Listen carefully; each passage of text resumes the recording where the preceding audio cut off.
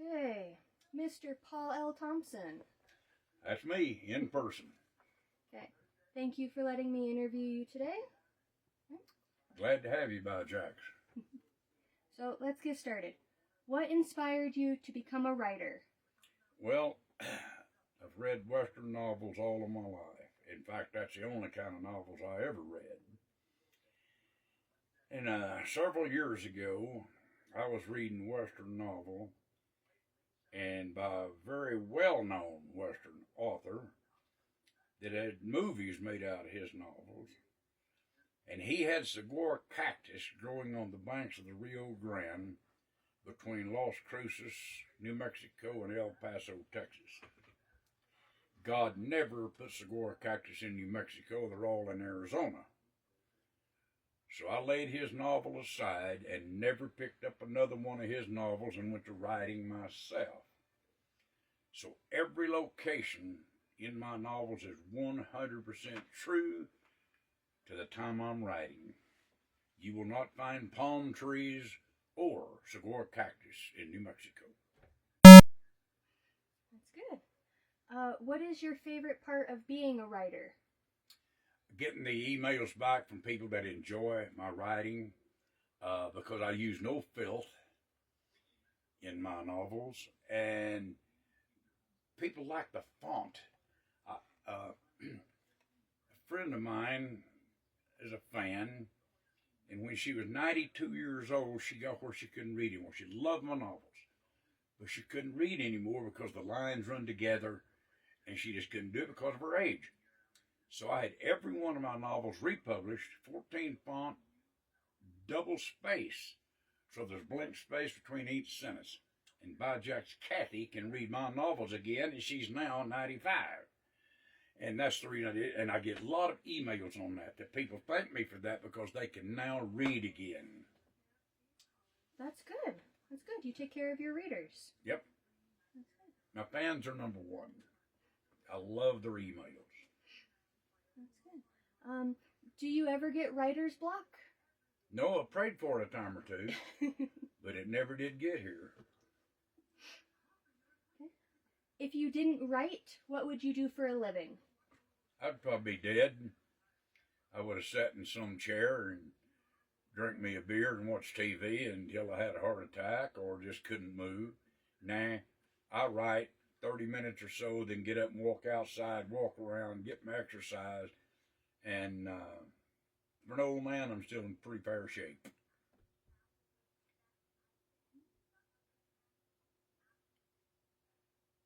Does writing energize you or exhaust you? Oh, it energizes me. No, I wish it would exhaust me and then I could lay off of it for a while. No, I enjoy writing. Have you ever considered writing under a pseudonym? I did at first wrote a couple of novels under the name of Bart Lawson. My wife's name is Bartie, Bartie, and so I took Bart from her name, and my middle name is Lawson, and so I wrote under Bart Lawson. And I just didn't like that too well because folks wouldn't know me. I want people to know me, so when they see me on the street, they say, "Howdy, Thompson." No, that's the only time I ever tried it. Okay. Do you want each of your books to stand on their own, or are you trying to build a body of work with connections between each book? No, my hero, U.S. Marshal Shorty Thompson, he's in, of course, every novel. But each novel is a standalone except for the first two. The first one leads right into the second novel. And that's how my series gets started. I don't think I would change characters at all. I have written a different series that Shorty was not in. But the name Shorty Thompson, I got a brother that's named M.D. Thompson. No period after the M, no period after the D. That's his name, M.D., called Shorty. My dad was, his dad was, and all the way back to Scotland, 1642, is the first MD Shorty Thompson's that I could find. So I've used that, and that's, my dad is kind of my hero. He died a very young man of cancer. He was 53 years old when he died of cancer and left us kids. I was 13 when Daddy died. And Mom sold a farm, ranch, and dairy, moved us kids to town. And I couldn't take town at all because, I mean, like I say, we only got to go to town once every 6 months as kids, and that was to be fitted for shoes or boots, and that was it. We'd get to go to the little town of San Juan and get to go to a movie once every 3 or 4 months. It cost a dime then to go to a movie. But I couldn't take town, I mean, at all. So I left home at 13 years old.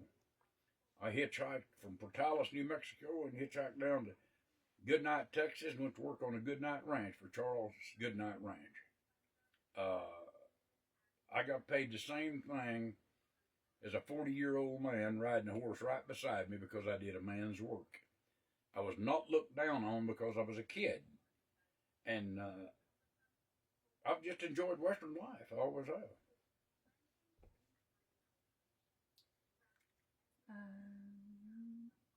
What was the best money you've ever spent as a writer? That's hard to say. The best money I ever spent as a writer. I guess buying copy paper so I can copy off my stories as I write a chapter. Each chapter, when I finish it, I copy it off for my wife to read. Come here in a few days, my wife and I will be married 70 years. Started to have her committed one time, because any woman married me for that long got to have something seriously wrong with her. But, no, we'll just leave that at that. So that goes in with the next question. Does your family support your career as a writer? 100% they do. My brothers and sisters can't wait for the next novel. And they can't believe they have a brother that's an author. In fact, I can't even believe it myself. How many unpublished or half-finished books do you have? 1. And it will be sent off tomorrow.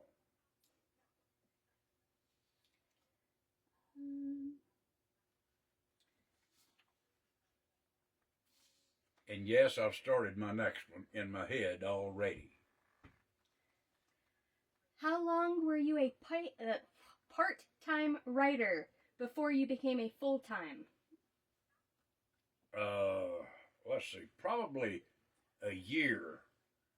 Because when I found out my work, my job was interfering with my writing, I retired and went to writing Western novels full time. And when was that? 2000.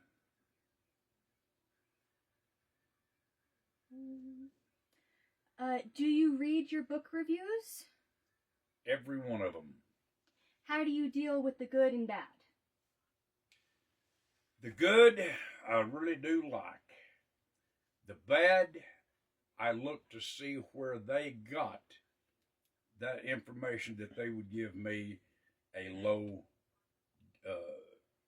The thing of it is, one fella, and I don't know who he is, bless his heart, but for a long time, I would have 5-star reviews, and then all of a sudden, bam, a 1-star. This one fellow would give me a 1-star review no matter what the novel was. And I think he finally decided that I'm going to write anyway, so now he's got where he's moved it all the way up to a 3 or 4-star. Bless his little old thumping gizzard.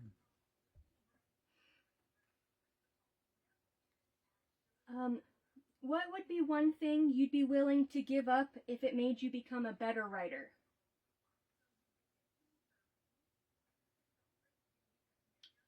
Wow, now that's a hard one.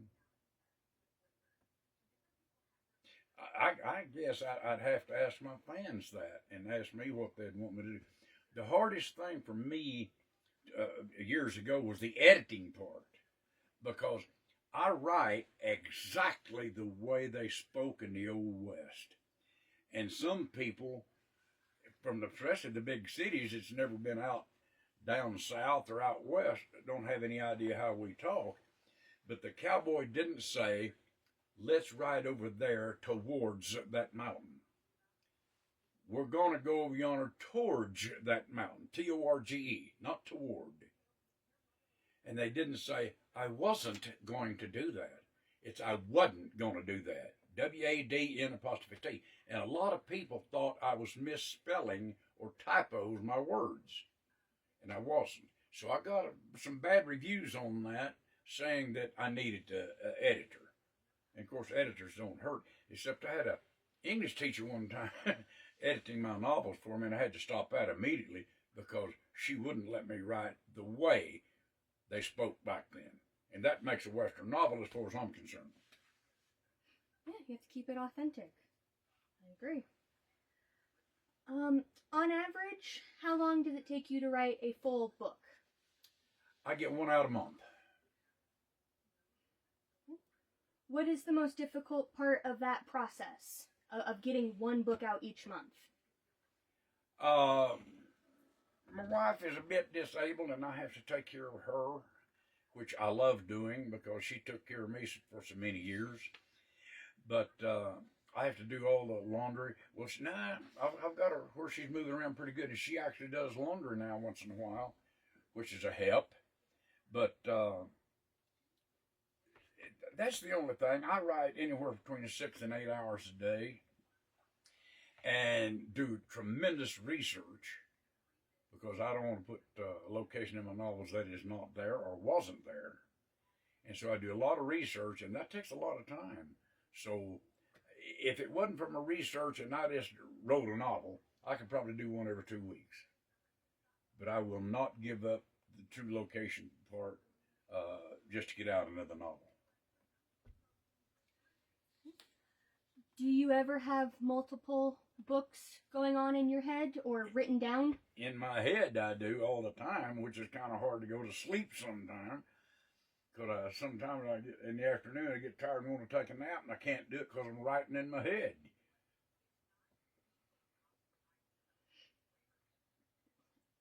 From your point of view, from your knowledge and all of this, since you've been doing this for 25 years now, what is the most unethical practice in the publishing industry?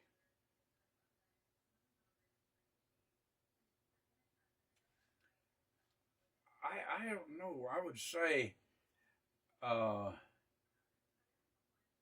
getting your novels published. I feel sorry for start out authors that are just starting out trying to get their novels published. Because, man, let me tell you, there are some rip-off publishing companies out there. When I first started, I got a real nice man to publish my first novels. Excuse me. He was in Florida, and hurricanes got him. And I mean wiped out his stuff. He moved everything out on a yacht of his, and by jacks, a month later, a hurricane got that. So everything was gone. So he tied me up with another publisher, and which I thought was, at the time, was all right. And I couldn't quite understand why I had to pay full price for my novels, just like I was buying them from a store, from her. So after a year of that, and it was costing the heck out of me, I found another publishing outfit and found out, hey, wait a minute. For all the novels that I give away for advertising, I got them for free. I didn't have to pay $14.95, $15.95, $11.95. I got them for free. And that author, we did very, very well. And then him and Amazon got crosswise somehow. Some lady gave him a cover for her novel that wasn't her cover. And instead of Amazon saying, hey, take that down, they chopped him off the complete. And he lost, he was kicked off Amazon with 80 authors, and I was one of those. But I'd say that's about the worst thing is finding a good publisher, one that really works with you and that's interested in your betterment. What does success look like to you as being an author? Satisfying fans. Get an email that says another great novel. Thank you, Thompson. I can't wait for the next one to come out.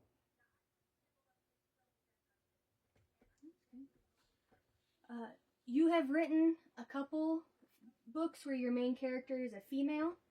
What is the most difficult thing about writing characters from the opposite sex? It's not hard at all, because the thing of it is, people don't really. Now I'm a very old man, but women were very strong back when I was a kid. It wasn't all this feminine stuff now that this, that, and the other. Women were in the fields. I mean, man, they worked right beside us men in the fields riding horses or behind a plow. When Daddy was sick, Mama would drive the plow, or some of us kids. The older boys, they'd already left and gone from home, and us younger boys was too young to get behind the plow. Dobie did it, and every time he did, he'd either get his arm broke or a foot.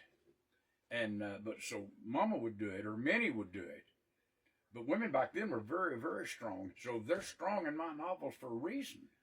And as far as a woman shooting a gun, it looks like more authors, Western authors, would put that in there and tell the truth. Because women were better with a rifle than a man. Because they hunted for a rabbit or a squirrel or a deer or something for food. Bullets back then were expensive for the time. They never wasted a shot. Women sewed clothes by hand at night with a kerosene lamp. We called them coal oil lamps.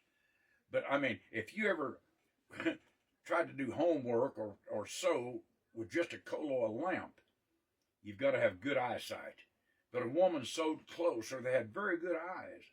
And when they pulled a trigger on a rifle, I guarantee you something was dead. I don't care if it was an animal or a man. So that needs to be put in novels, because women were doggone good and strong. Is there anything you'd like to add? Anything you want your fans to know about you as a person, you the author? Anything you'd like to add? Yeah.